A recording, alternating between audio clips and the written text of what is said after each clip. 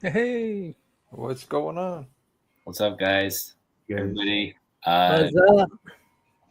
yeah, we this is our continuation of AAPI Heritage Month, and usually we start, AAPI Heritage Month by checking in with Ryan Odagawa, our good friend, um, and but he's things came up for him, and so we're just catching up with him now, and um, it's a lot's kind of transpired since our last conversation, Ryan. So I'm just going to make you big here real quick.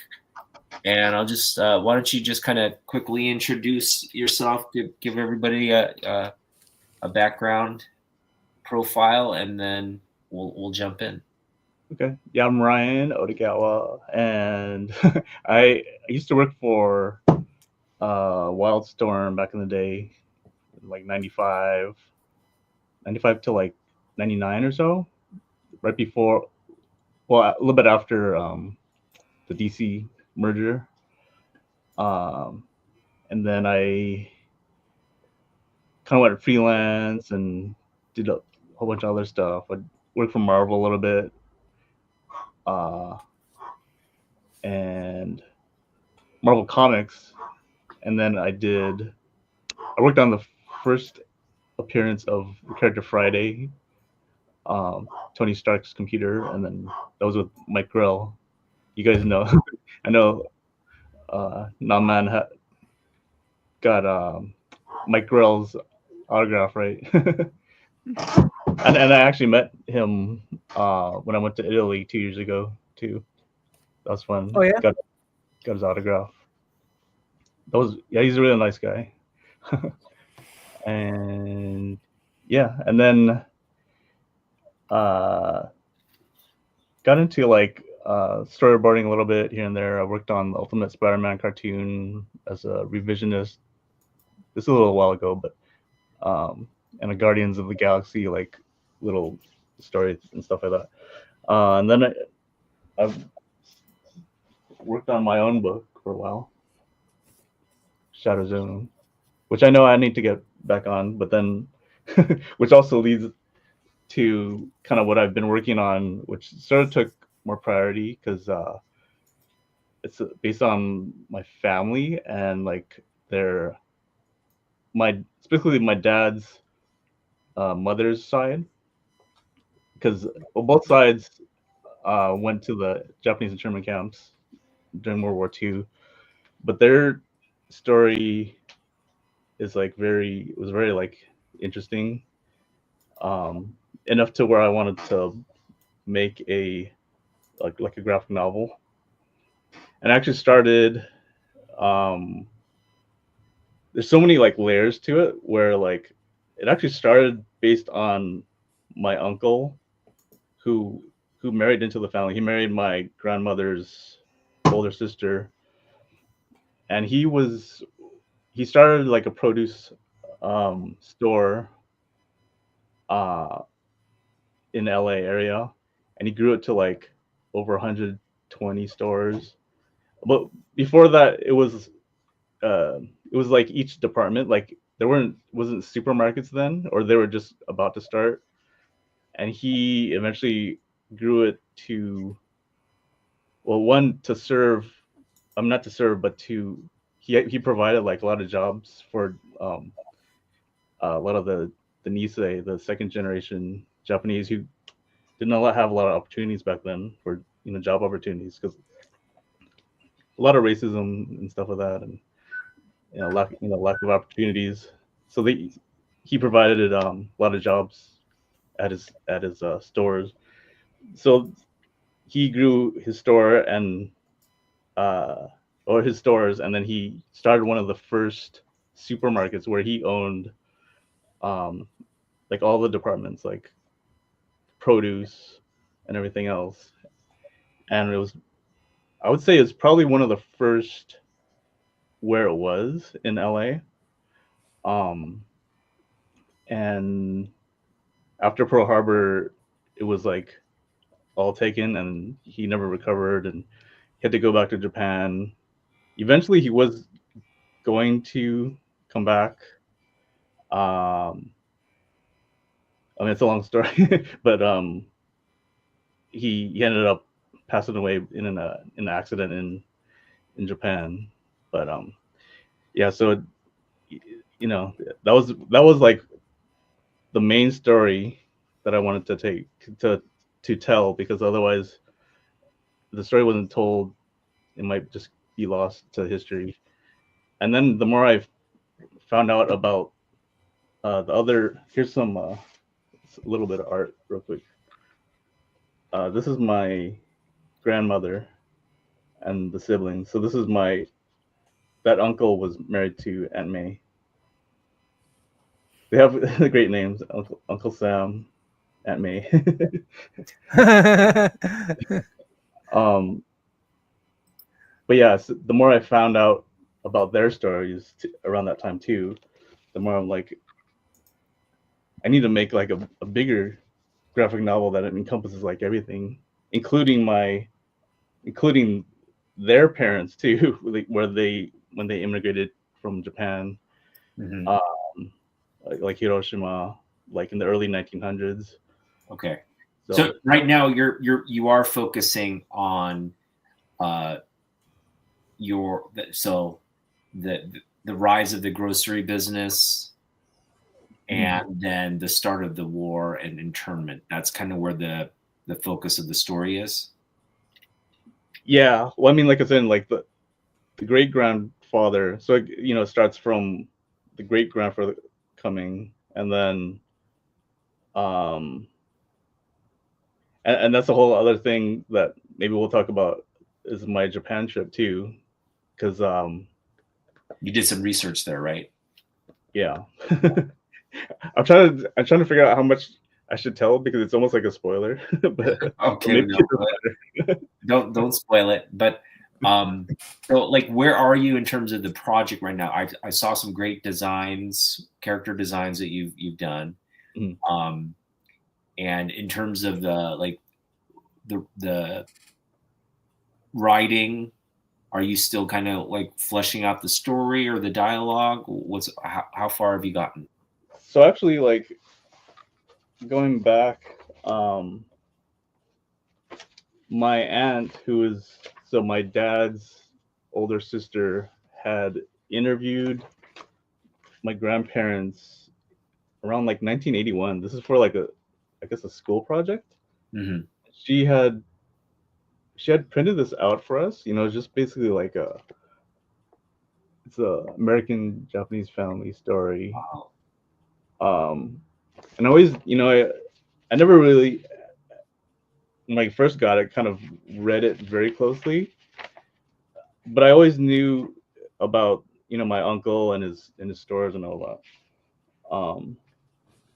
But just more as the time went on, I read it more and more, and then it just keeps on. The story kind of gets bigger and bigger because the more you read it and like all the details um, are interesting. So a lot of the story is really from this, just because it's so detailed that it's like I'm just kind of reinterpreting this and making it into like graphic novel form. Um, so right now I'm just kind of uh, the first thing I did was try to put everything in a timeline order. So I just made a Word document and just added all the info that I could and times and stuff, and um, then I try to break it down in a Excel worksheet, like or Excel sheet of like each of those moments, and then trying to break it down into the pages, and then I got uh, what's that program? Screenwriter, oh, Final Draft Pro, Hmm. and that breaks it down more into like each page, the dialogue and everything. And then now, like in Photoshop, I just have like these little thumbnails of like each page, and like so I'm kind of like just scribbling ideas. Yeah. Some of the pages like I don't have fleshed out, but I'm just like scribbling and seeing if it kind of comes together on the page, and So I'm just trying to do I don't know. I'm just trying to like push this forward as much as I can. Yeah. So it's coming. It's Are you still big. storyboarding? Are you storyboarding? Kind of, but more like it's just roughs like for um comic book pages. Are you going to have like, because this it was an interview. Are you going to keep sort of the essence of the interview and try to keep it in the words of your family members as much as you can, or are you going to try to like Yeah, I'm create trying some to. dialogue and like try to imagine what those situations would have been like and create a dialogue there, like a a scene for Yeah, yeah. it's tough. Like the further you go back, obviously, the less information there is. Like my great grandfather. So it's like there's only obviously there's less and less information. So some of it I might have to take sort of artistic license and like kind of make up a narrative, but then that kind of fits the whole that ties everything together. Um, yeah, I've noticed that it's like there might be stuff where I have to just uh, kind of take some artistic license and just make it a good enough story as I can Mm-hmm. to be able to tie together. I mean, I think that's important anyway, just so it all kind of ties together and is cohesive. Yeah. But yeah, I think I was trying to figure out. I'm still trying to figure out like how I want to tell it because uh, my aunt had like my grandmother's old like photo albums. I have a bigger one, but like these Nice. are like Yeah.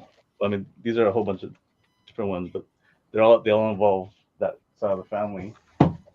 And we had found one that was my grandmother's from like 1920s, 1930s, and she writes these little like comments and like they're kind of like humorous and stuff. So I'm like, I wonder if it should be written sort of from her perspective. She could be sort of the narrator.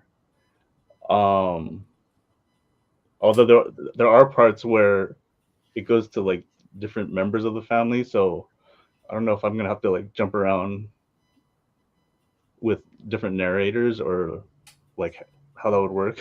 So I'm still trying to like figure that out because there also might be sort of an omniscient sort of like almost almost me like Yeah, saying yeah. I figured that that's a good way to, kind of like, and at least, fill in the blanks, but you'd at least be able to tell. I think that's a good way to kind of approach it, I think. yeah. So still kind of coming together, but Okay. hopefully I'll figure it out. Anybody is telling a story? Anybody telling a story? Did any one of them give you a personal story? What do you mean like? Like, if your aunt, when you talk to your aunt, was she able to give you some story about her childhood or? Oh yeah, there's a lot of different stories, a lot of different details.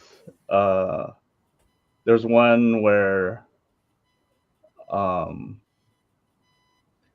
my my older aunt, well, my dad, and then his sister is a little bit older. I think they're about 10 years apart, and then another aunt that's a couple years older. So it was like two of them that went.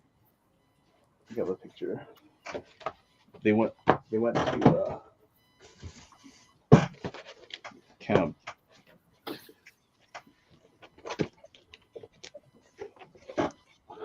Okay.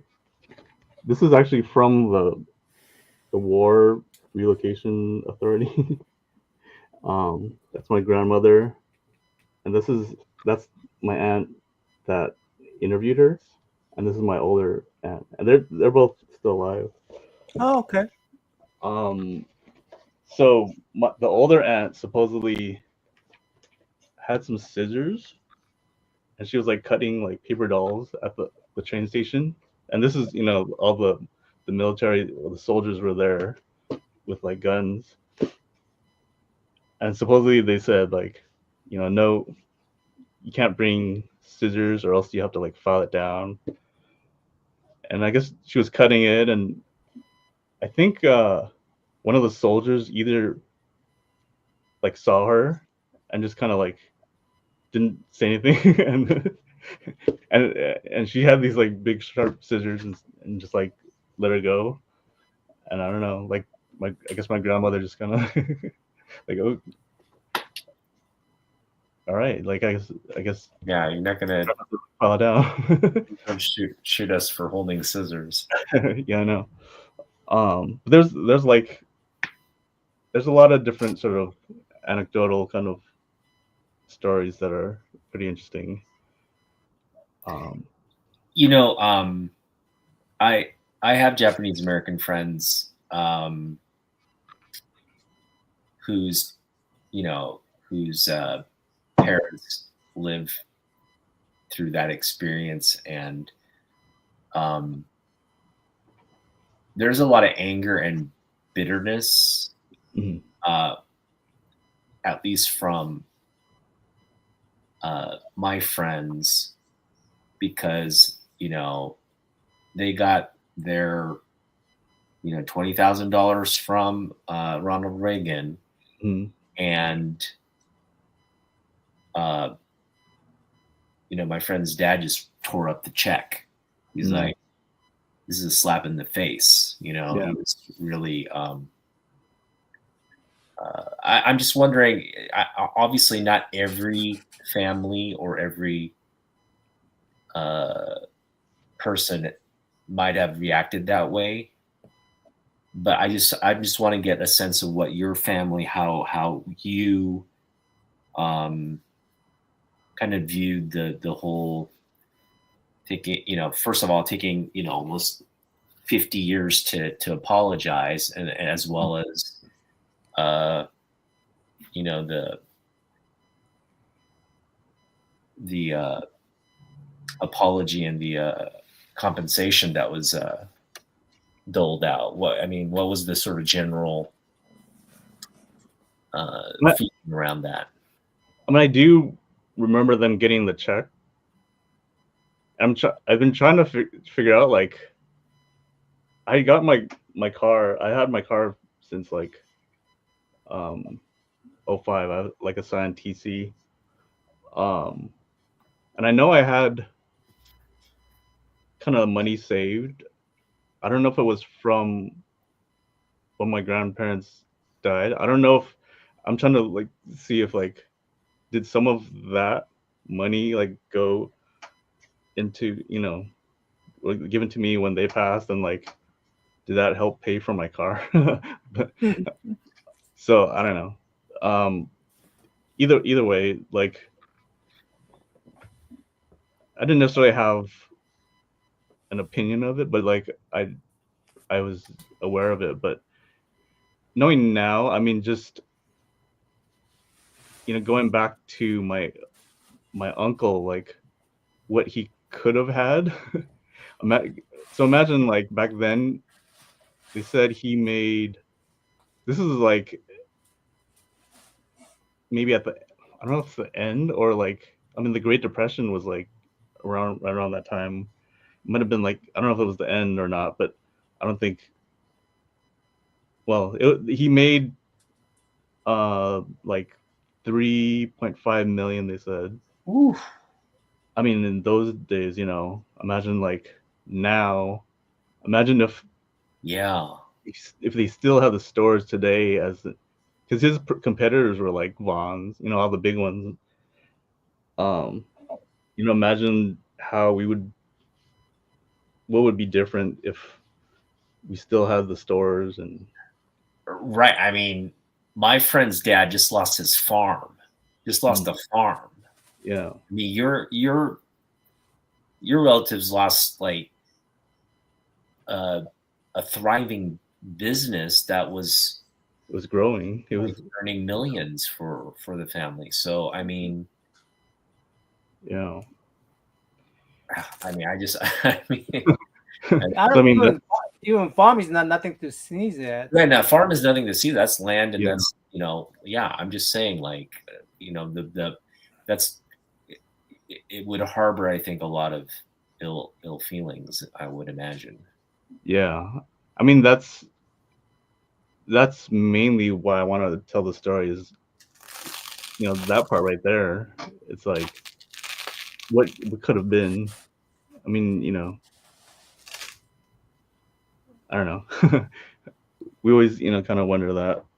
And um it sucks that he uh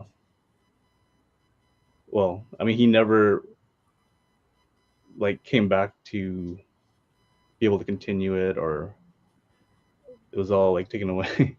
I mean, and then now, not to get like too political, but like what's going on now with you know the no due process and everything, it just mirrors everything that was going on back then. And it's like, uh do we have we learned anything, or are we gonna just repeat it again? Right, right, right. You know, like what's to stop? Like just assuming the worst, right? What's to stop if we go to war with, let's say, China or war with Russia? I mean, what's to stop the government from doing it all over again, right? It just Especially with him, it's just like he can make up any reason to justify. I mean, we're talking about like Americans even getting sent off possibly with no due process. yeah, And it's like all they talk about is like, well, well, they're illegal or they're gang members. It's like, and then they go like, oh, you love gang members or terrorists or whatever. It's not that. They could be, but the Constitution that unless the U.S. Constitution says that even if you are guilty, it's like remember like You're whatever innocent until happened to proven guilty. I mean, that's just whatever happened to innocent before proven guilty, right? So yeah, it's like yeah, even if they are guilty, you need they need to go through due process and be proven that you're guilty, right? yeah. Otherwise, anyone could. They're defying court orders right now. Like the administration is just like trying to get away with as much as they can, and I'm surprised they've even gotten this far. To be honest, like I know. you'd think the judicial system would have uh, done more to stop this executive power BS. But Yeah. So I mean, yeah, it's. I mean, what I'm doing with the story, it just becomes more and more relevant the yeah, more they start going back to those type of things. And then I think so. We were talking about the 442nd too.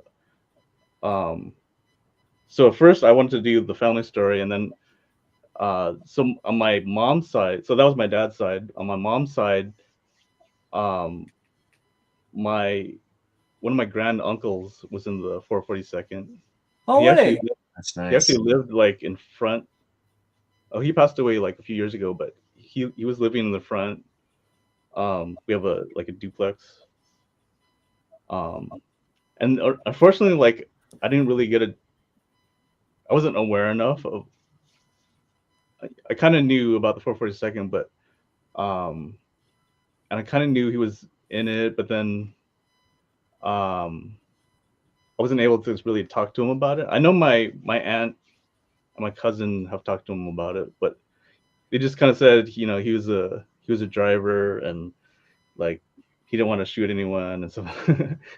So there's it wasn't like a lot of detail, but I found out that he went to Italy. Yeah. And until I went to on that Italy, the Italy trip a couple years ago, to that convention, I didn't really to be honest, I didn't really know much about Italy. It's like, oh, I heard of Rome, oh, I've heard of Pisa and Venice and stuff, but geographically, I didn't know where everything was until I went there, and it's like now I understand more. And then after I got back from Italy, there was they have a Go for Broke. Um, it's sort of a live thing. It wasn't. It's sort of a live presentation of like Go for Broke, or the, what do you call it, the 442nd, and they talked about them going to Italy, and I wasn't really aware so much, like they were in Italy, and I wasn't aware that my uncle went to Italy too. I'm like, oh well. Now it's everything's a little more in perspective, especially since I had gone there. It's like I understand the area a little bit more and stuff like that. And then he passed away, and then so I didn't really have a chance to really talk to him about it. So that's kind of a regret, but that's also why I'm like, I need to get all these. I need to work on these now, right? Well, like people from that time are still alive, Right. Not Well, only to ask them, but also to be able Preserve. to do it for them, and so they could see it and stuff. Well, just preserve their legacy, right? Yeah. Does your family members have his medals still? I don't know, actually. I don't know if he still has them or not. I should ask my mom. Anyway, this guy, I had an interview. He did a lot of research, and he's talking to the family.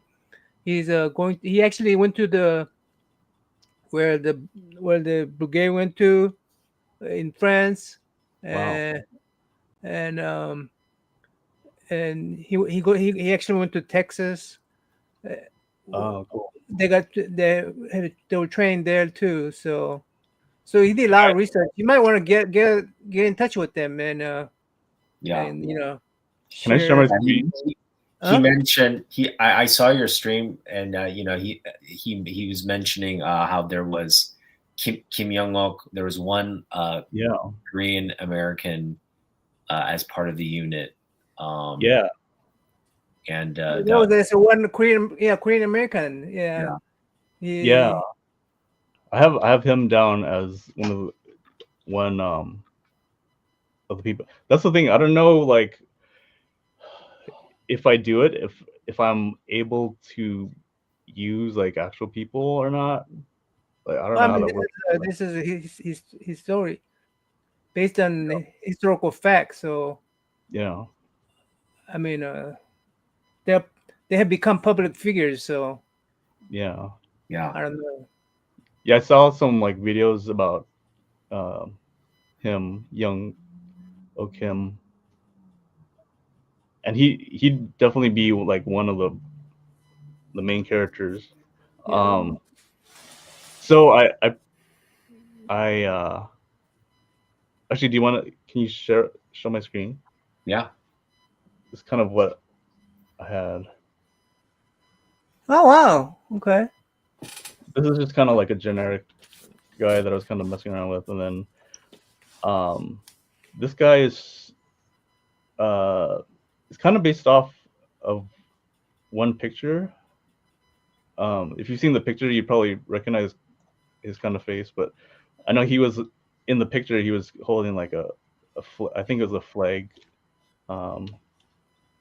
holder, and then this one is sort of my uncle. I had found there was a video, and I found a picture. I had gone through. It was a panoramic of a lot of the soldiers, and in the video it was kind of just panning. So I like copied and pasted into Photoshop. I crossed out all the ones that didn't look like him, and I stopped on one that looked like him, and I showed my relatives. I'm like, yeah, I'm pretty sure that's him. Wow. So I contacted the Go for Broke center, and they sent me like a higher quality picture. Wow. So this Cool, is kind cool. of like him, and then I'm just trying to do. I wanted to also do some of the women that were. I don't know if that's really like talked about as much, too. Um, and also like there's soldiers that had liberated the Jewish people in the in Dachau, the concentration camps. Mm-hmm. Um, so I know I've collected some of the other comics that have been done, um, and they're pretty cool. But like, I just want to make sure like there's a lot of the other stories are kind of told too. Mm-hmm. Um, This is the main incredible. the Yeah. main ones were like the Lost Battalion and stuff like that. But So is this going to be kind of part of the whole family, or are you just doing like two separate projects now? what's kind of separate? Okay, so I contacted Go for Broke in LA, downtown LA. So they're sort of like the official sort of place for the 442nd. So I talked to one guy, although everything went well. We talked on Zoom and stuff like that, and it turned out that he actually collected comics. Oh no Ah. way! This is perfect. Awesome. But he had said like the main guy was kind of like, well, why do we need to do a comic book? And I could understand. He was like a little bit older maybe, and kind of like what's the point? I don't know. We have this and that. So it's like then I did these. So I'm like, we need to put together something to kind of like a pitch, like sell it to him. Yeah. Um, I think you should. I think you should link it to your family story. well, yeah, because it might be. It just creates more. I think it just kind of nicely ties it together because you want to show that there's the injustice portion, but that then these Americans bravely serve their country as their family members are being imprisoned. So I mean, it's just like I think it just kind of works nicely into what you're the personal story that you're telling. It is your family's story essentially. Yeah, well, I think at least the way I see it is like, I mean, if I do both of them, it's like I'll definitely have both, for sale or whatever like that. But like, I was planning on this being sort of more, maybe like some of the proceeds could actually go to the Go for Broke and everything like that. Okay. At this moment, he hasn't got back to me, and I'm not sure why. I called him and stuff, and I'm like, he hasn't got back to me. I'm like, did I do something wrong? Did I say something wrong? But so it's a little up in limbo right now. Just check out to him. Maybe just like it got caught up with some. Yeah, maybe. But I was just like, because I emailed him and then I texted him, and I don't know. Anyway, I'm just trying to push forward. So I built up sort of a wish list, and I wanted the writer, if he'd be interested, Larry Hama. Oh, yes. So I don't know him personally. I'm a friend on Facebook with him, but I never really talked to him. But I know his nephew. I knew his nephew from a long time ago from over here. I know he grew up in New York. I mean, Larry grew up in New York, but I knew his. You know what? I bet you Larry would be down to do it. I bet you he'd be down to do it. I hope so. He'd be like, Well, okay, so when I got into comics, like, I was into X-Men and everything. But before that, I was into G.I. Joe. Me too. Yeah. I was into G.I. Joe comics, and my grandmother from my my dad's side, the same grandmother, she's the one that my grandparents took me to the store and went and I got my first G.I. Joe figures. Yeah. She bought the first ones. So that started like my love for G.I. Joe. Yeah. And to find out that Larry had to do with, he wrote all the comics and like Right. all the dossiers and stuff like that. It's like, Yeah. and his knowledge, he did, he worked on Nam too, the Nam. Yep. With Michael. Yeah, and he fought in the Vietnam War. Yeah, and his knowledge. I know he worked. He did this book. What is that? I can't see here. Let me Switch. Oops.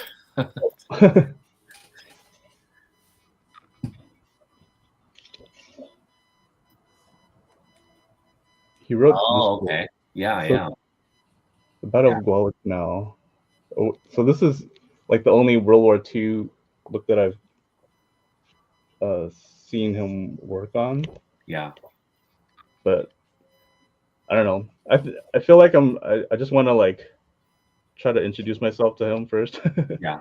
It's probably a better way anyway. And then do you have any cons scheduled with him where he's going to be? No. No. He seems like to be more on the East Coast. No, he does a lot of West Coast shows. You'd be surprised. Yeah. Yeah, I have to see his schedule. Do it.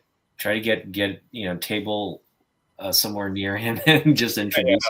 Because just reach out. I'm sure he's got like a publicist or something. Yeah. I have him on Facebook, so I'll try to like message him on Facebook and then see what happens. Dude, that's a game changer. Because you have Larry Hama writing the 442nd graphic novel. That would just like with you illustrating, that would just be like, oh my god, like it would just get so much buzz.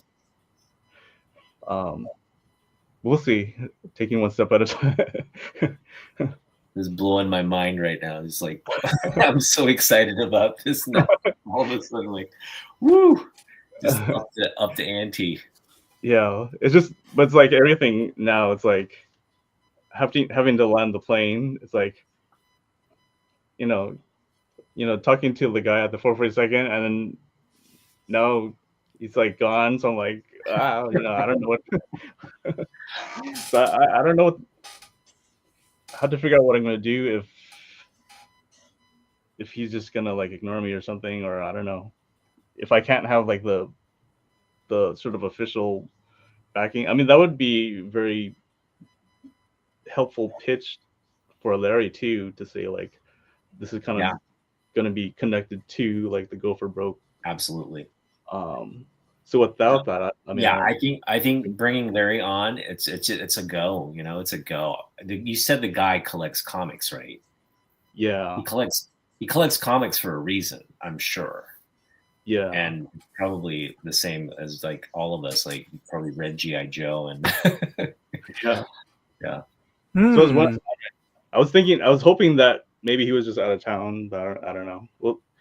We'll see. I'm not going to try to assume anything until, but I just need to figure out a way to get him to get back to me.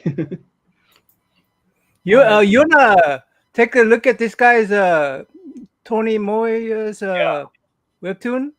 Yeah. Let me see. You may I'll put it in. I'll put it in private chat. Oh, you put in private chat? Okay. Okay. It's not the link's not opening for me for some reason. Is it opening for you, Ryan? No. Do you need like a subscription or something? Okay. John, can you share it on your screen? Hold on, let me see. Maybe we need to be logged in or something. Do we? That's what it looks like.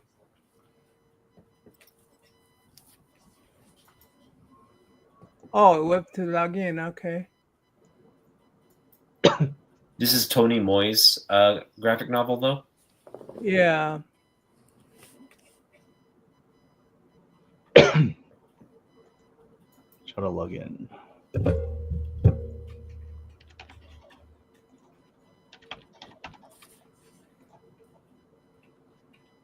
Yeah, but other than that, like I'm trying to figure out like funding, see if there's. I mean, like again, with everything that the current administration is doing, especially like, because there was a point not too long ago. I think it was maybe when I was even in Japan that there's a whole thing about the 442nd being taken off of the army website and a whole bunch of other No sites. way. And then they That would claimed sound and then they put it back up. Okay. And actually, the guy that I was talking to was one of the ones that went through it and like made sure like everything was correct and everything.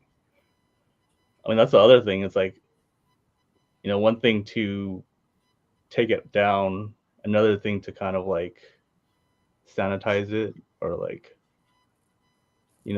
rewrite history to whatever is like convenient to their narrative. So again, that me thinking about doing this was before all that, and once that all this stuff is starting to happen now too, sure like, that it becomes even pissed more her off. relevant and like more that it needs to be done. Right.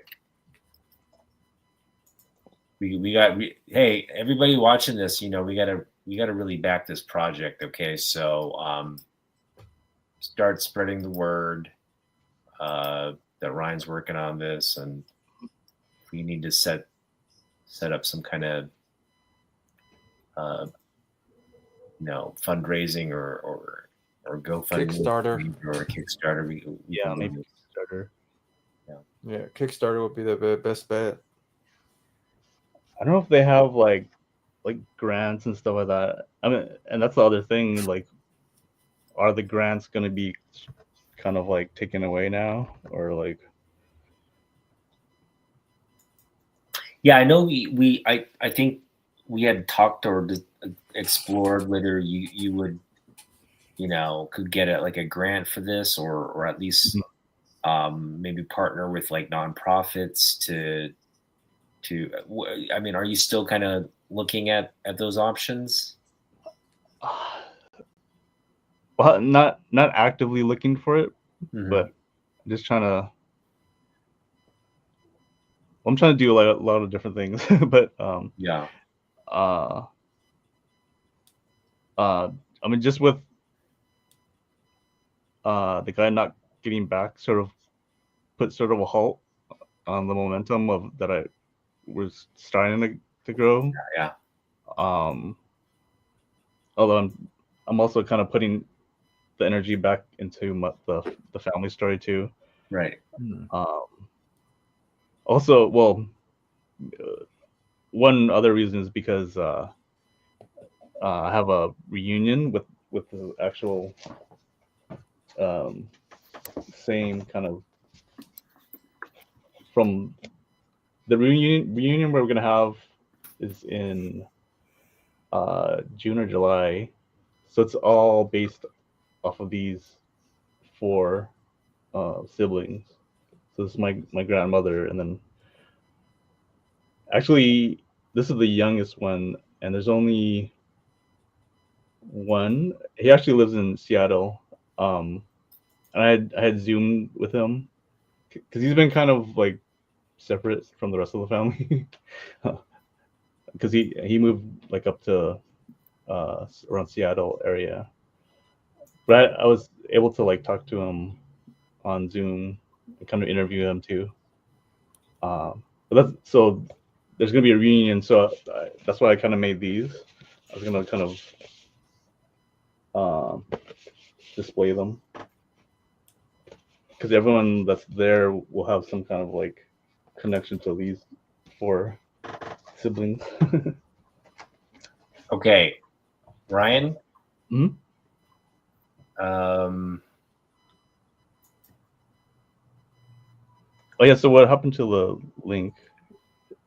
You're looking at the question there that they're asking, Ryan.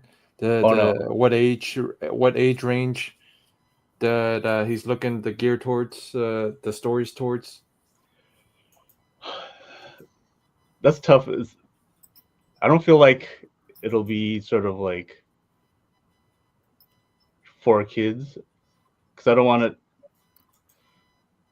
Because I know there. So I'll show you this one. I don't know how graphic it'll be, but let me see. Where's the book?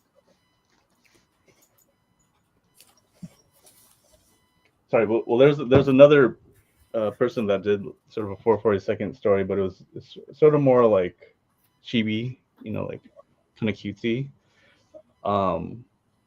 So definitely I feel like it's not going to be like cutesy or so maybe a little bit older, to be honest, because I don't I don't want to hold back as much as possible. But I don't want to make it like too graphic, but I mean, so somewhere in between. Yeah, age range. Let me see. Let me open the YouTube. I'm not looking at the live feed. So it looks like Larry Hum doesn't have any West Coast shows this year, which kind of sucks. Try that again. Try the second link. Okay. All right. You want to try that second link, Ryan? Then I can just share your. Oh wait, no, I have to. I see it. You already have your sharing your. Try that. Oh yeah, I see it. Oh, do you want me to take it off? Take it off. Stop screen. Does that help? Yeah, I'll just share it. Hang on. Still loading. Cool. So he wrote and drew it, or someone else? He did both. Oh, cool.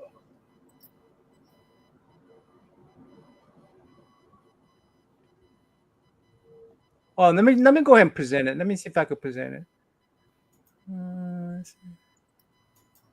Was he planning on like printing it too, or just like webtoons? Yeah, he wants to do full graphic novel. Mm.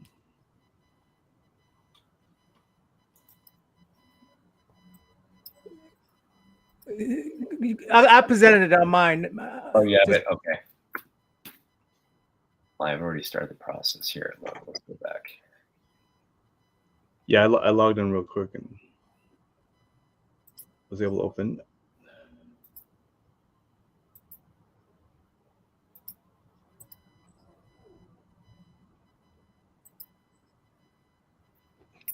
Let me continue real quick.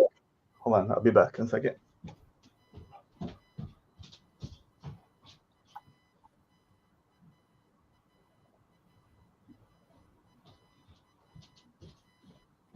Is this the actual book? Yeah, he has I think like about 10 issues. Wow. Okay. 10 episodes. You guys see it? Yeah. He's a watercolorist, so he's not bad. That's cool.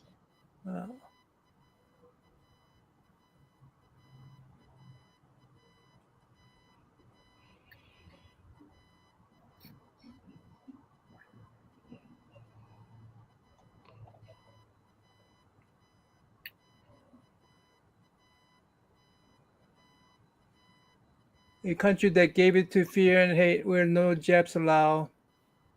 Silence quietly impinge in the absence of a no quarters allow sign. Wow.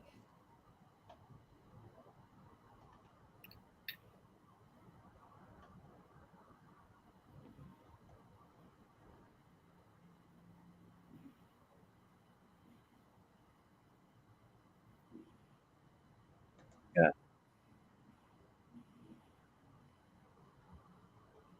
Also, down on the bottom is the other issues. Yeah, let me see if I could. Let me see if I could go to more. There's the next issue. Okay, yeah. So he actually has all the histories. Yes, you Italy right there, isn't it? Isn't that Italy? Yeah, Italy. Looks like, yeah.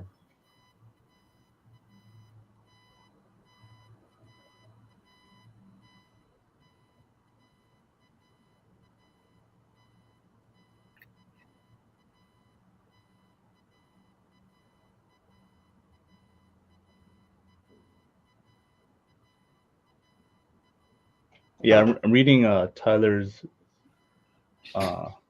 comments. That's a good point. We're gonna have to figure out like, because I think like age range probably does sort of dictate how how far it's gonna get out, and you know can you put it out into libraries or like different bookstores, right? Yeah, I mean, this story is so important, especially, I think more people should be celebrating. We really should have just sort of I don't know. I feel like there's not this part of history is not talked about enough. Yeah. And really, API Heritage Month is kind of the time we kind of review this, or at least bring it to as part of our activities to, talk about it and better understand the events and its significance. But like you were saying, Ryan, like in the current where we are currently in terms of The current climate. Yeah, the current climate of politics and just the rhetoric around immigration and the contribution of like diversity, it just seems like this is more telling this story is more important than ever. So I'm glad we're kind of covering this and looking at it. But to be honest, yeah, more and more of what they're doing, I hear the F word, the F word being fascism, fascist. And to think like, if you think about it, the 442nd went to Italy to fight the fascists. yeah, And exactly. now the fascists are America. Race. It's like we become the fascists. It's like what the hell's going on here? It's confusing, and it to be honest, like it's downright depressing. Yeah, we as Americans should the fact that this is even happening seems surreal, but it's what's happening to our country, man. Oh no! Look at the worm.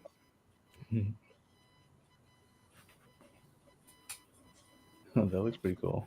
I'm gonna have to read this. Huh? I'm gonna have to read it. Yeah. It's he has quite a bit of story in here. Yeah. Looks like he did a lot of work. I mean, all the color, watercolor. All the watercolors, yeah. Wow.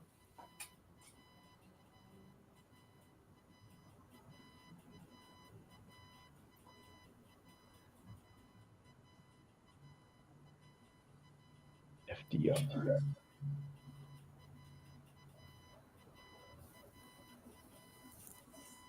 So Ryan, I want to start getting into your trip. Let's real quick, I wanted to show you this. One of the books I just watching a lot of the 442nd like stories like on YouTube. I heard about. I was looking up like the Dachau and everything, and this one is supposedly like a pretty famous book. It was written by one of the prisoners that was there, and then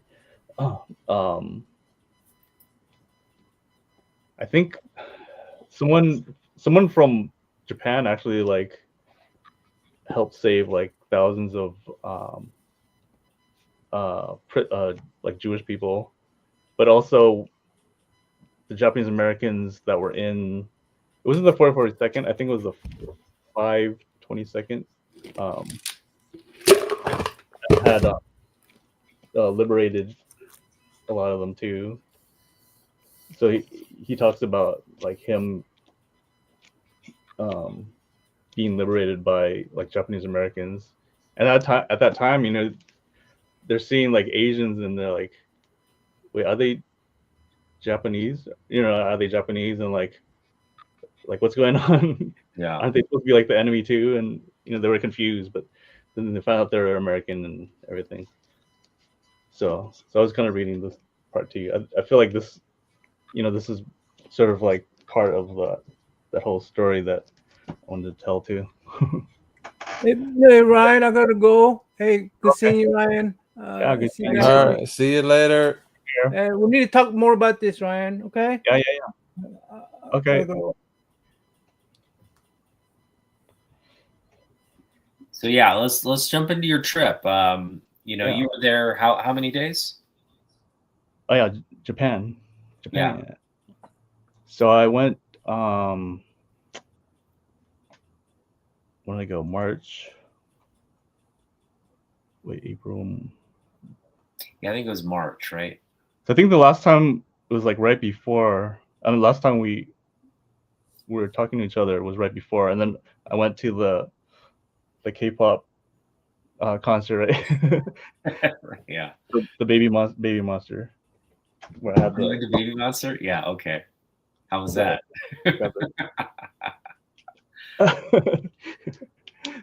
But that was like right before, and this is their first K-pop. They had their first. They're like new, you know, like, so there's Blackpink, and then these are like the next generation. So this is their first like world tour, and I actually have tickets to Blackpink too coming up. But anyway, so they were gonna be in LA March. So they announced March, and then it said, oh, we're gonna be in Japan too. So they were like telling when they're coming out, and they released the dates of the Japan days, which was like later in March.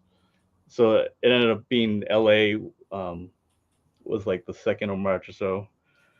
So we were able to go there, and then once we went to Japan, like they were in Japan too, but like not really in the same area. But anyway, like that was pretty much the end of March, from like the 16th, I think, for like a week and a half. Mm-hmm. And so I've been there twice before. I went to 1990, and then with the Boy Scouts. Yeah. And then 2002 was the last time I went, so it was fun. And then my wife, it was her first time. She had a lot of fun too. She must have had a really good time. Like, what were your thoughts on Tokyo and just like traveling across the country by bullet train and all? You guys went by bullet train, right? Yeah, to Hiroshima. Yeah. What were your thoughts? Well, honestly, my first thoughts after everything that's going on is like, I'm glad we're getting out of the U.S., getting away from everything that's going on, and going on vacation. You didn't want to come back, no? Yeah, we're just gonna stay out there. But it was awesome. I went with my parents too, so I went to like a lot of the places that I've been to before, but obviously that was like a long time ago. Mm-hmm. Um, Yeah, it's changed so. I mean, yeah. yeah. Did you go to Shibuya? Do we go there? Did we go there? I don't know if I did. I'm trying to. I think we went to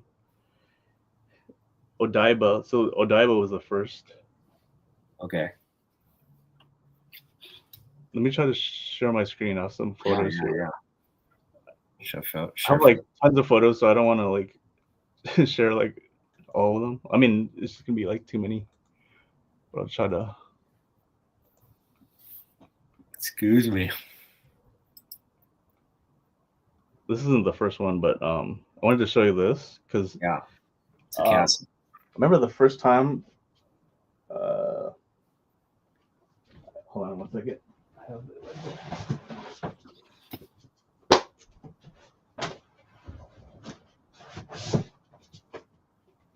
Is it here? Oh.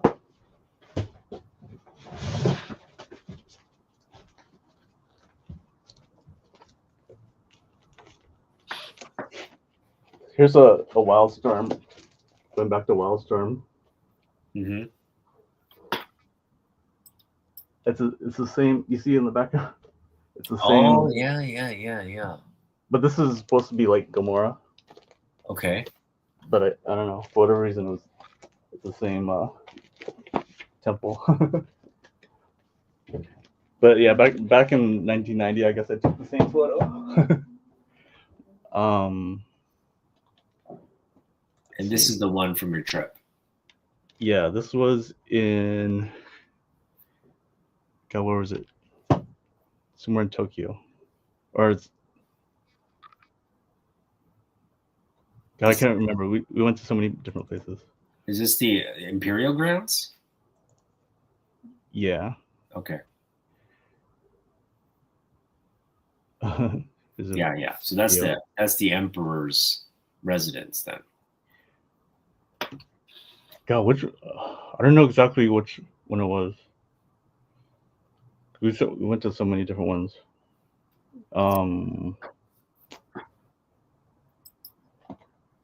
Where's the other one? Oh wait. So let's go over where you hit up. So you landed in Tokyo first. Yeah, and then it was more north. Oh, okay. Like Saitama? What's that other airport? Haneda? Haneda. No, the northern one is what, like Narita? Oh yeah, I think it's Narita. Okay. Yeah, no, it was Narita. Okay. Sorry, I'm horrible at the names.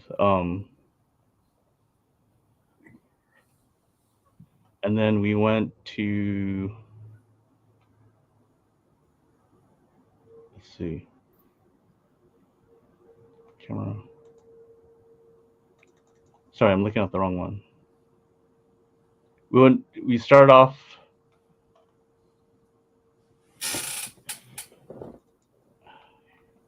Here.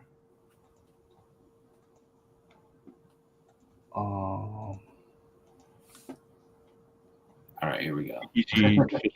Fish market. Tsukiji, okay. Yeah. Yeah, I remember your photos. Yeah, you were showing you're getting sushi there and stuff. Yeah. Here we go.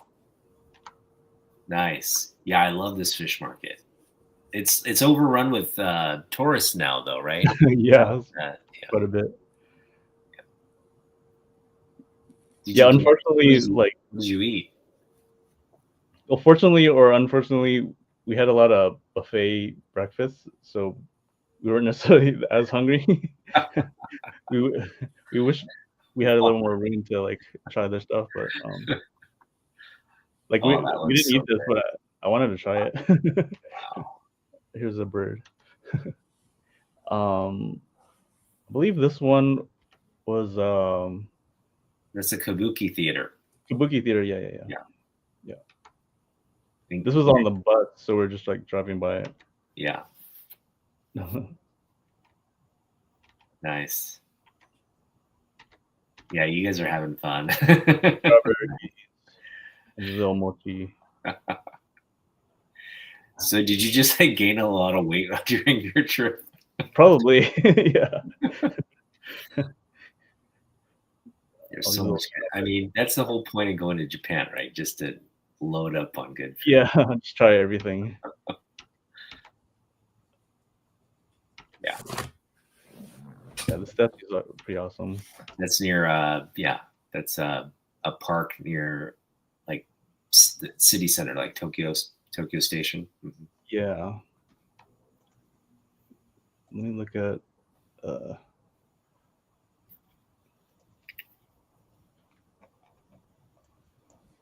Yeah, so I try to go faster through these because there's a lot. It's a big Yeah. Tori. Yep, that's Meiji. Yeah, Meiji Jingu. A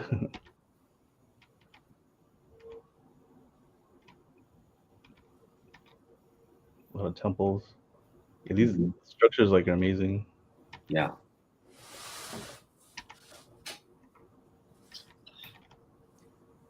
The The little vending vending machines. or the Yeah, Tokyo Tower.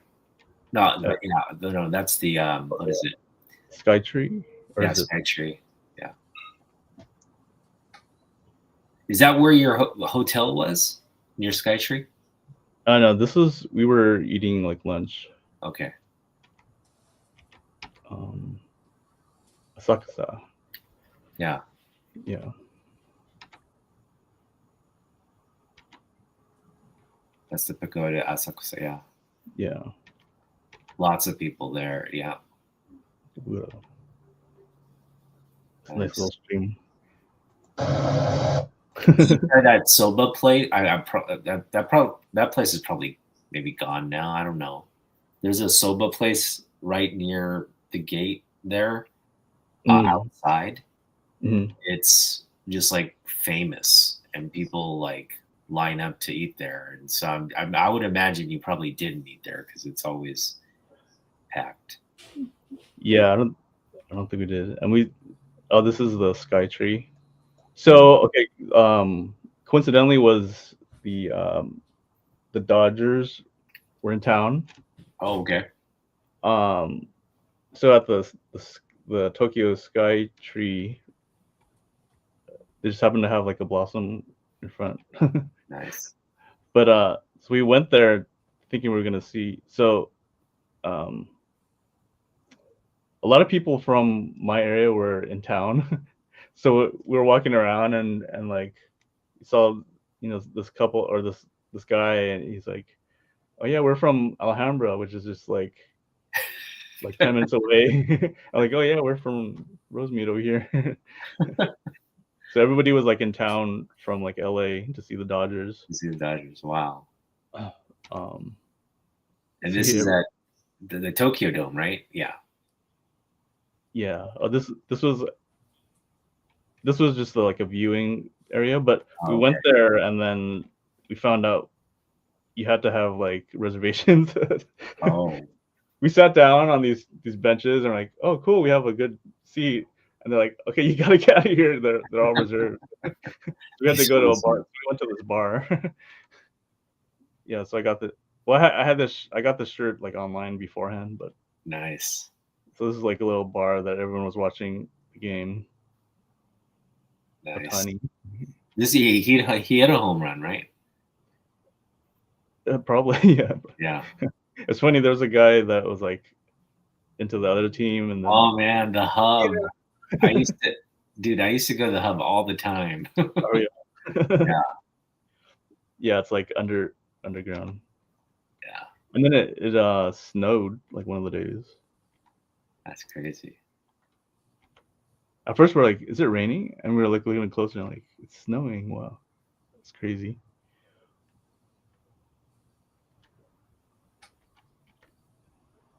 Oh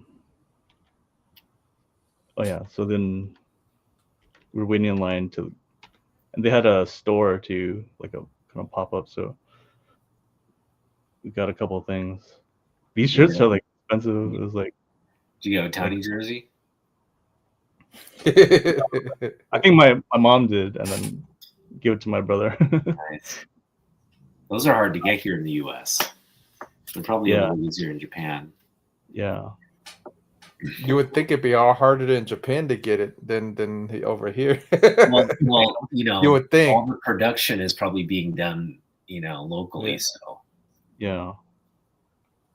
And this was in. Where was this again? This is let me see. Where is we went that? to Harajuku. We went to Shibuya. Oh, no, it's not Shibuya. Where was it again? Omotesando? It's the 3D Shinjuku. You went to Shinjuku. Shinjuku. Yeah. The 3D cat. Yeah. I've never seen that because again, I haven't been there since 20. I'm going this summer. I haven't been back since 2016. So it's changed, even from 9 years. I mean, that's been 9 years. Wow. Yeah. 9 years ago, it's changed a lot, according to my wife. That I heard Shinjuku. Oh yeah, Shinjuku. I heard they're like we went at a really good time where like now they're gonna start changing things for tourism. Yeah, they're adding a tourist tax now, like an entry tax. Yeah. And they're gonna start taxing foreigners on Don Quixote stuff they buy and whatnot. So yeah, no more tax-free shops. Yeah. Well, the thing is, like, it really is disruptive. Apparently, like, yeah, there's a Godzilla that was there. That was there when I left. Oh, the foreigners, they are really disruptive and kind of disrespectful to. Well, look at all the YouTubers that go over there and disrespect Right, this stuff. they just kind of like make a mess. They yeah. They whatchamacallit, they're loud. They're kind of like talking and being obnoxious on the subways. It's just creating a lot of angst for the locals there. Oh wow! I had to go to Yoshinoya so I could try the. Dude, was it not the best beef bowl you ever had?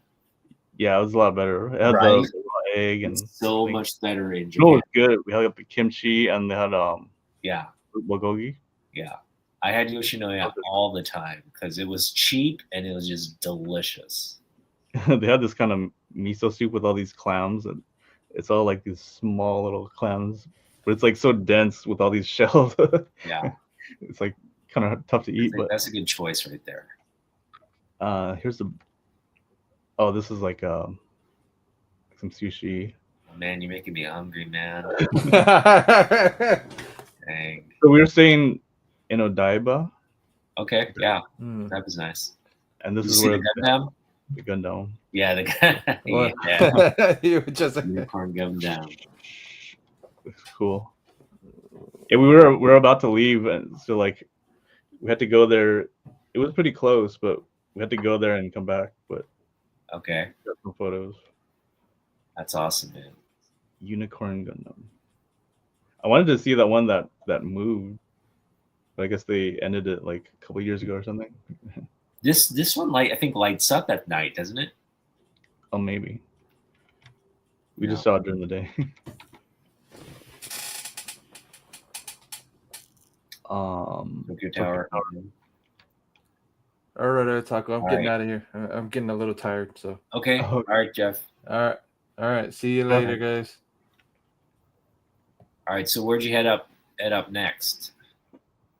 Yeah, so this is basically Your our team, yeah. itinerary. Yeah, so we went to like Mount Fuji.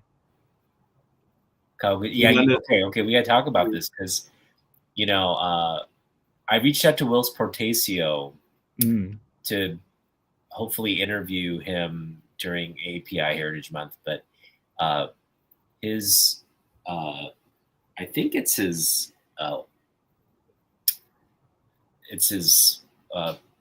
daughter, maybe. I'm not sure, but one of his family members wrote back and said, you know, Wills is too busy. He would love to do this, but he just can't. He doesn't have the time to do it.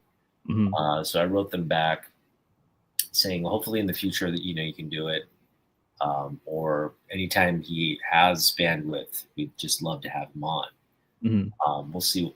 I haven't heard back yet, but Wills Portacio was also in Kawaguchiko, the lake area that you were in. Yeah. And he had the same udon that you went to. And I've also been there too, and I've had the same udon. I'll show that. That place is so good. Yeah, you were messaging me right when I posted that. I probably have it here. Yeah, so this is Mount Fuji right here. Yep.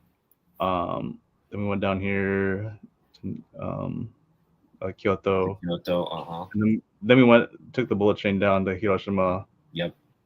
And went to Miyajima Island, and then came back and left out of Osaka. Oh, we didn't really stay there, but we left out of there. Yeah. Some matcha. That's a good trip right there. So here's the trip up to that. They have like a whole like roller coaster going up. This is the place you're talking about. Nice. This one, right? That's it. Yep, that's it. That was good, yeah. And Nabe. It's so steamy. They put it down and like watch. Oh. Yeah, that's good stuff. Fresh handful noodles.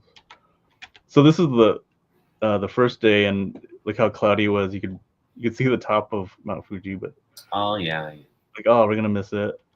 Yeah, and then it cleared up. Oh, nice. And then so the next day we went back. Oh, this is the same day. Yeah, that's kind of how it looked, and we're like, oh. Yeah. You didn't get a good view that day then.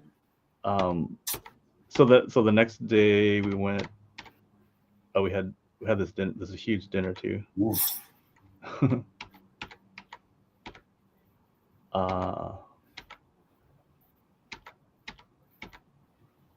Yeah, so this is the next day. Okay, nice. Yeah. So you did get to see it. Nice. This is towards the bottom, and then we went up this gondola. Oh, that's a clear day. You get a nice. Yeah, we went up a gondola so we can get even a higher perspective. See, it's way up here, and then this is the view. So now this is my my phone. Phone screen. It's such a. That's got so many, like, and it's like snow capped. You know, it's like perfect. Yeah, it's like the perfect like snow. No clouds. Yeah. Good for you, man. That's perfect. That's exactly what you want to do. Come with the kind of view you want. Yeah. So we lucked out. Nice. If we didn't go the second day, we wouldn't have got.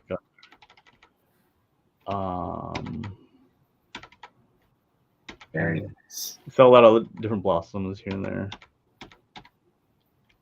Oh, you went back to the udon place. More food.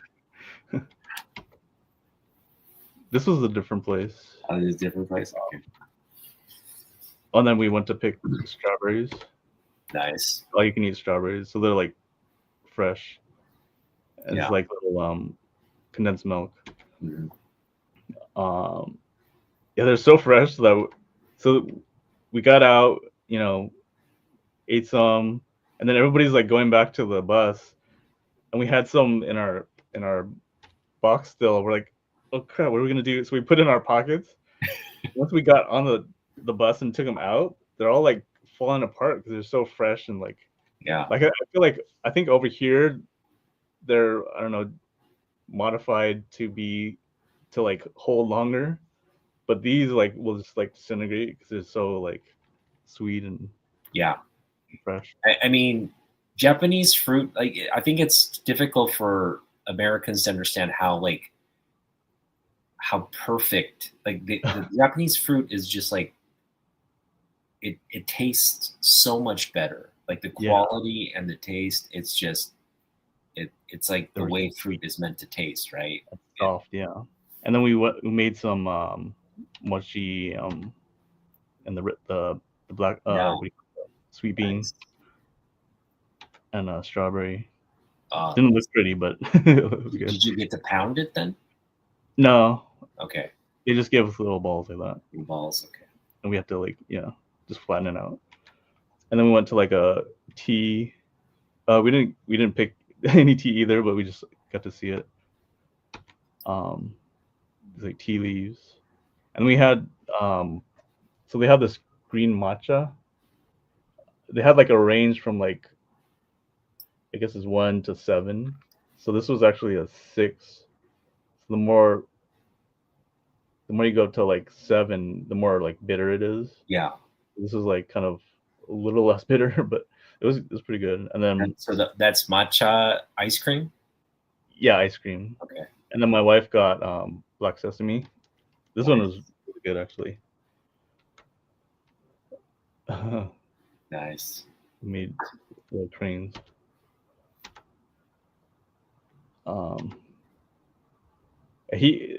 This is he's the tour guide. Well, he puts the tours together. Okay. I think he might have done it for our previous trips too. Oh, okay. So Yeah. kind of like a family friend now. Yeah. So I mean, we went kind of in a big group.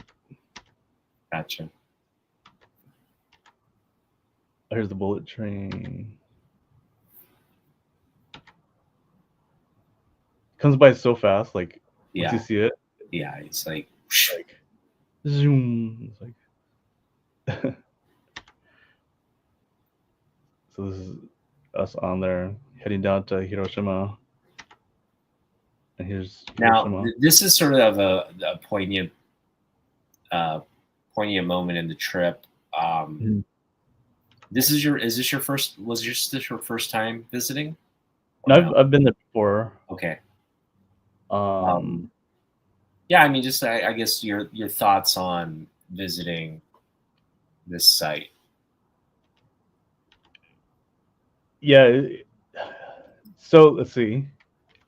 So I guess I'll just say the spoiler. I mean, it's fine. Wait, Tyler's asking from 1 to 7. Which one did you try out for? I tried 6. So it's like slightly sweeter, but it's still bitter.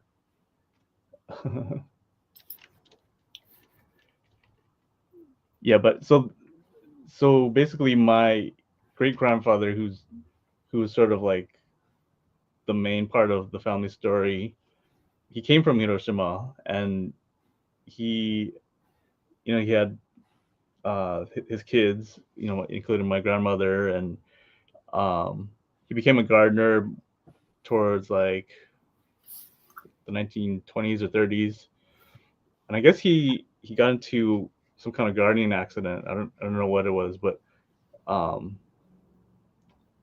also he was allegedly he was kind of a drunk, so like, and kind of mean, and I don't know to what degree like were the reasons for him, but he went back to Hiroshima like 1938, and so he was there during the bomb, and so he died in the bomb. So part of it, why it was kind of significant going to Hiroshima now is that just before I had submitted, so I'd found like a little picture, like one picture of him, and it was the only picture that anyone had really seen of him. It was only like this big, and I submitted that to the Hiroshima Memorial, so they put it. Actually have it here. Okay. Did they have any records of your? This is your My great grandfather. your great grandfather. It's my grandmother's father. Mhm. Let's see. I was just looking at this one. Let me change it over to where was it? It's right. Right here.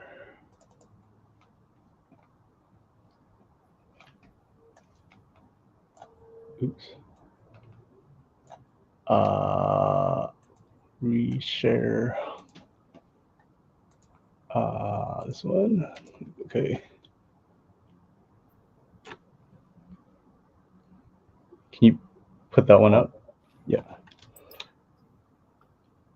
So this is the picture. Photo. Mm-hmm. So the picture's already this small, and I had to zoom in on his face, and this is like, as high a quality as I can get. But so I took actually from my auntie's paper that she had interviewed my grandparents, and put as much information about him. Mm-hmm. And I think they got this incorrect. I put Gardner, but I think I put this. But Mm-hmm. so notice on the top, no photos. You're taking a video. So I snuck a photo. So, and also they displayed it on this other screen, but you had to be there at a certain time. So my mom was like trying to figure out like where it was, but it's like you have to be there at a certain time, whatever. But there's another picture of the full. Oh, nice. Yeah. So this is actually still not the whole photo, because my other aunt is like over here too. Uh-huh. But this is like him.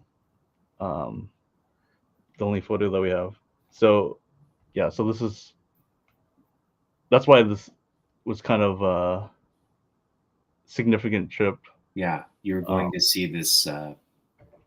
Yeah. This monument or memorial, essentially. Yeah, that I had submitted to them. So we found it. Let's see. Yeah, so these are all like the other, like going down. It's called the Hall of Remembrance. And this is actually inside the Hiroshima. Do you have a record of like kind of where your great grandfather was and like the events leading up to? Do you have like kind of a record of that or no? All we know, well, supposedly is that that day he went to church. Mm-hmm. I'm pretty sure he was Buddhist. It's kind of interesting because the day it happened was on a Monday. So like, wow, he went to a church because, well, typically I'm used to it being on like maybe Sunday or like, Mm-hmm. but he went on a Monday, and then his new wife. Oh, it's a long story, but his previous wife, I mean, my great grandmother, had died in the Spanish flu in 1919. Mm. So he eventually like remarried, and the new wife was supposed to meet him that day, but luckily she was far enough away, I guess, where she survived. But I think she had to go through like tests and stuff like that. And supposedly my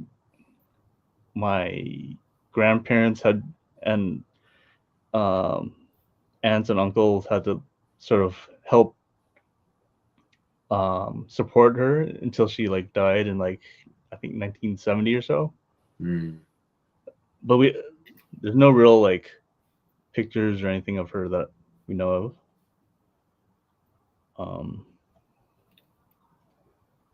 And she remained in like in the area of Hiroshima. I believe so. We don't know much. Yeah, that's about all we knew. Yeah, so that's all I know about him. That he was at a church, attending a church, and then happened. The bomb dropped.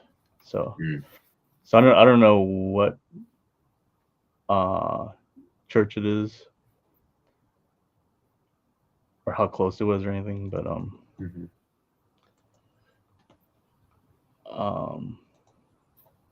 Oh, you should. Okay, there we go. Here's some more. So this is a okonomiyaki. Okonomiyaki. This is the Hiroshima style. There's two different styles. I think I remember trying the Osaka style. Hiroshima style, I think, has more noodles. It's really good. Oh, nice. The egg Yeah, it looks good. Yeah, it's kind of almost like a pancake. Yeah.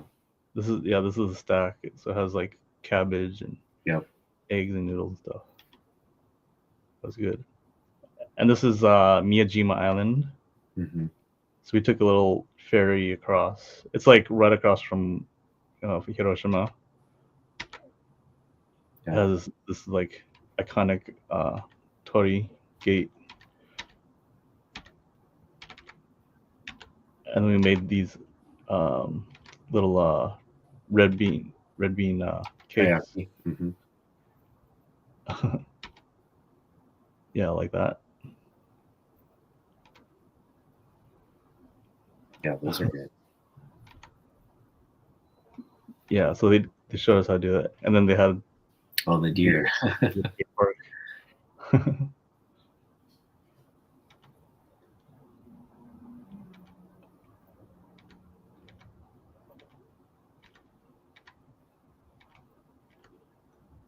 I actually have photos from my cousin of my uncle George that owned the stores, and I believe it was taken here.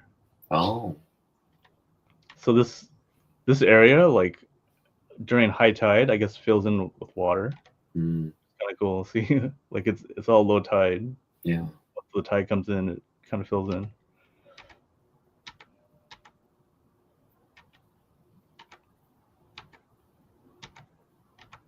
Yeah, it's real beautiful. There's a lot of blossoms here and there.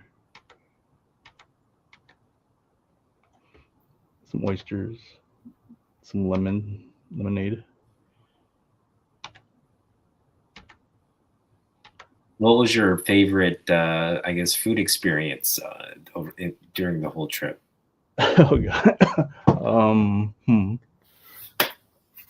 That's a good question. Everything. Everything.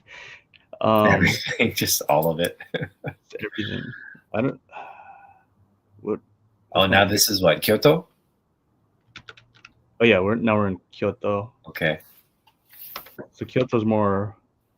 It's a lot more traditional. Oh, here you go, McDonald's. The shrimp burger. McDonald's is better than here. McDonald's there is way better than here. Yeah. Yes, we were just walking around the town. I just took pictures of this because it looked kind of cool. And like cool reference.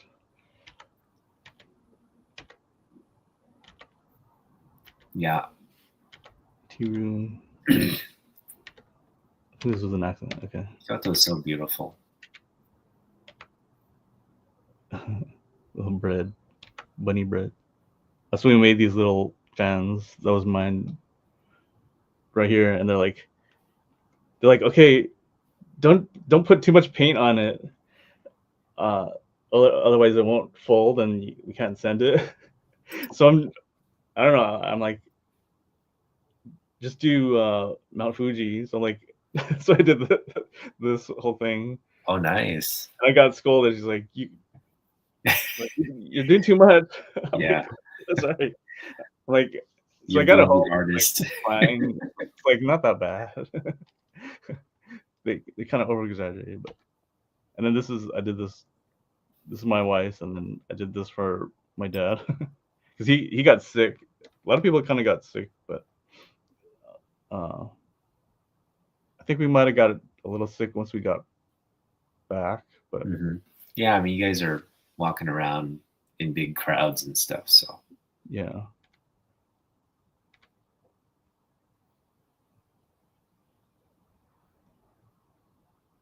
nice. I think it was like a theater. Yeah. It's kind of cool. It's a cucumber. Cucumber. Really cut it. Some wagyu. Nice. Some eggplant. Oh, Yakitori. it's good. See, this is our breakfast like every day. We ate so much. This is the cart at the hotel. It was at the hotel.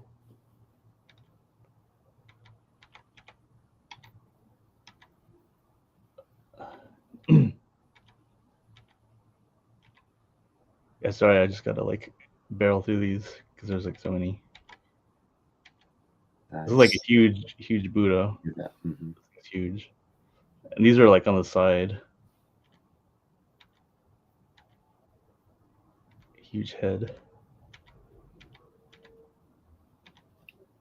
It's like a miniature of it.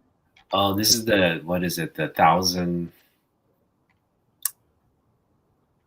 This is with the 1,000 bronze statue, soldier statues. What is it? Is it?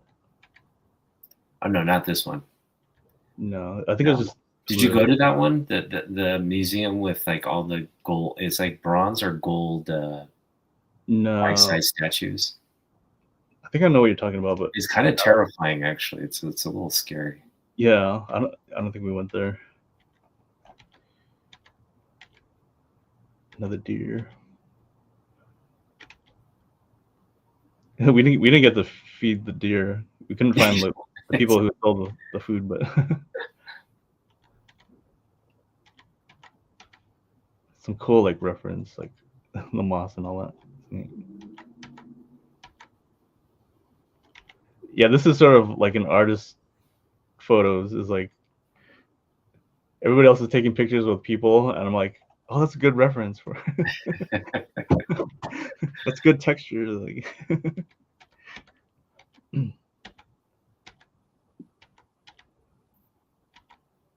Interesting looking trees. Deer.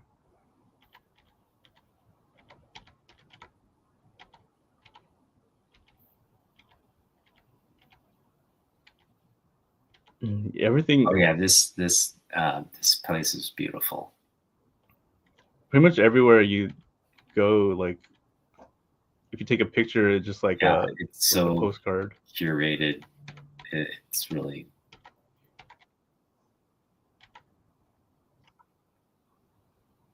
It's like how they, everybody knows bonsai trees, right, from Karate Kid.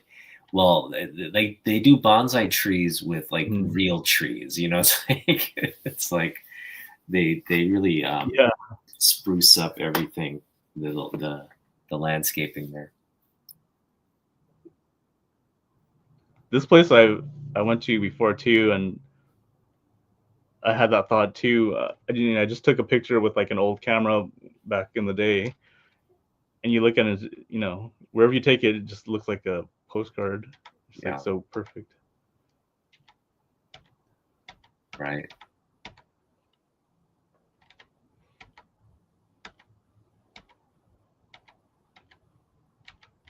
Did you head into like the main sort of commercial area as well? Like the downtown area for Kyoto. Yeah. What else did we? A lot of it was like on the bus. A lot of it's kind of just going to the main temples. You guys are just handcuffed to We might have had like Oh, is that kind of. We went to like gyukatsu or just tonkatsu? Tonkatsu. Tonkatsu. Actually, we had. This is like the shrimp, and then I think we had and this one's pork on the side. This one, I think we had what else we have?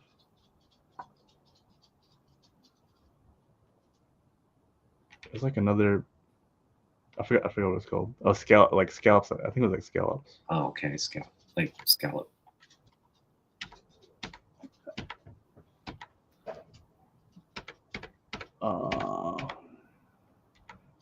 Another one is like foxes.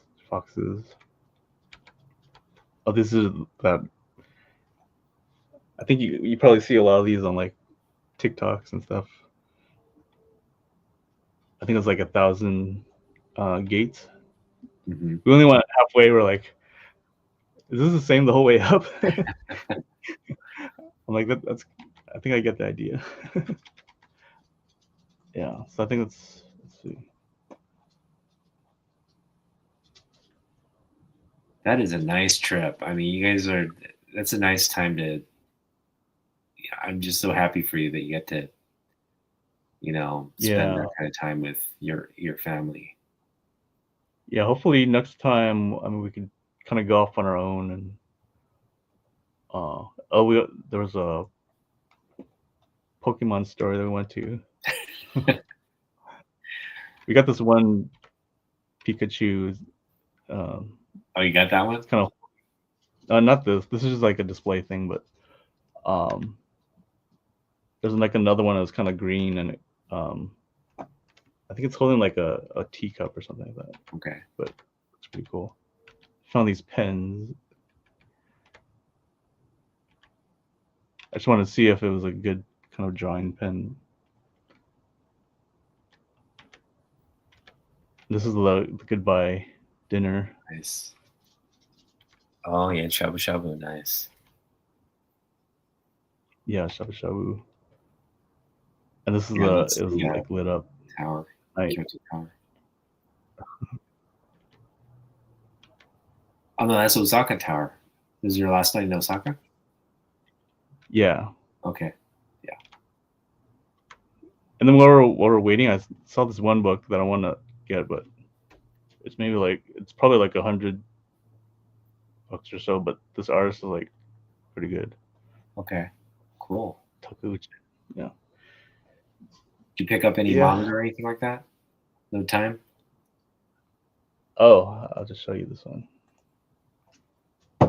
Oh, you did? All right. My man. It just stood out to me. We went to a bookstore.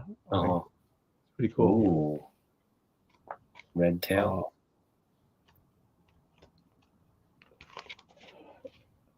Nice. Pretty cool, like graphic. Yeah. It's like in color. Wow. Oh, it's a design. Okay, I see. Yeah. Yeah, kind of a design book. Cool. Has some like cool characters. Yeah.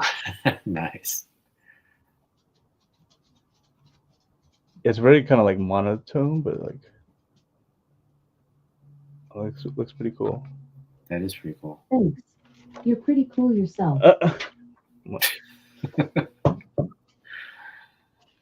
More like to talk to me. Okay, but yeah. All right, so Ryan, let's wrap things up and tell us where you're going to be for con season this summer. I think mainly just. Are you doing much Comic-Con, San Diego. Okay. Yeah. That's it? Yeah, I don't really do like a lot of cons. I try to do like the LA con, but it's always been like it always gets slow, and I'm like, I could be doing a lot of other stuff. Yeah. But yeah, for the most part, just like Comic-Con for now. Yeah. Okay, so you're gonna be in San Diego then later in the summer then? Yeah, San Diego. and maybe you said GalaxyCon, or no, where is it? Which one? Is that so San Diego's the only one you're going to be doing? Just San Diego. Yeah, Okay. and maybe I'll keep an eye out on Larry Hama and see if I could. I hey, I would strongly encourage you to reach out to him. Let him know you're doing, because something tells me he would be at least supportive. Like he probably has a lot of contacts, but if you could just really we'd love to have you write, be a writer on this project, and I'm sure he would, help out. I mean, the first thing is just I need to kind of just show my appreciation for the work he's done too.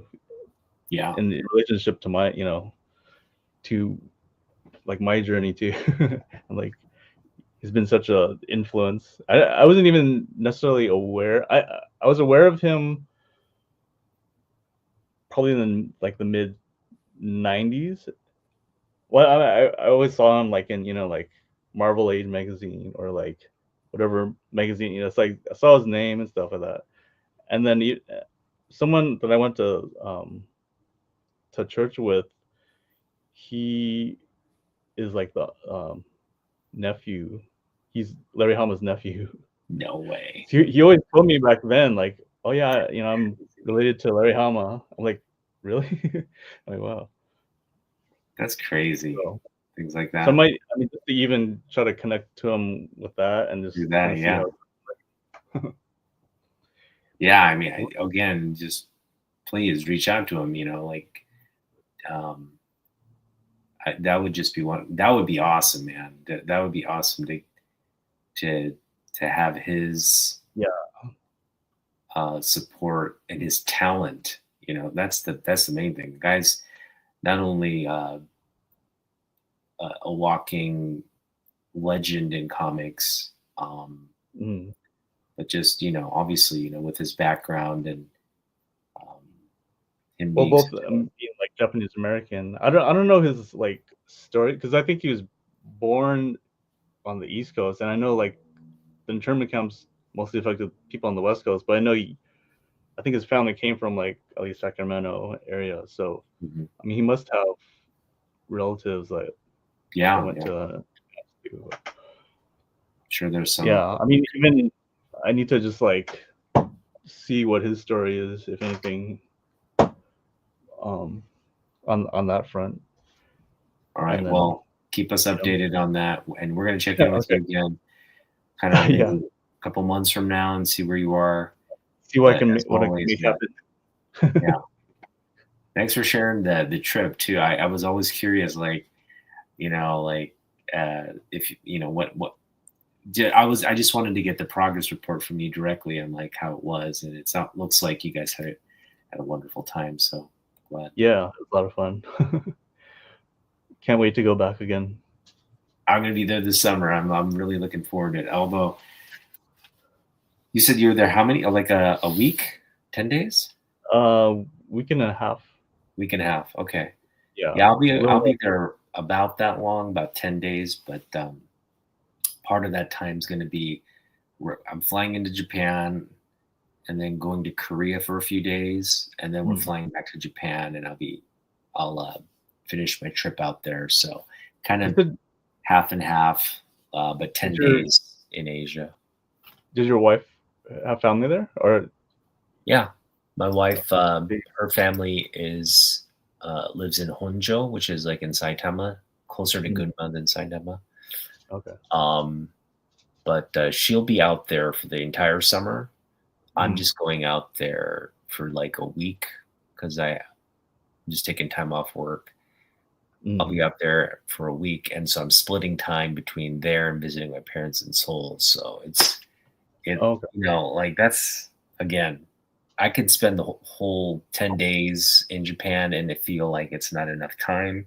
Yeah. To split it with Seoul and Japan, it's just going to be like, yeah, I only have one night to see you. I only have a couple nights to see you. You know, it's just one of those hectic kind of trips. So Yeah. Well, have fun. all right. I'll have to find out how your trip went too next time. Absolutely.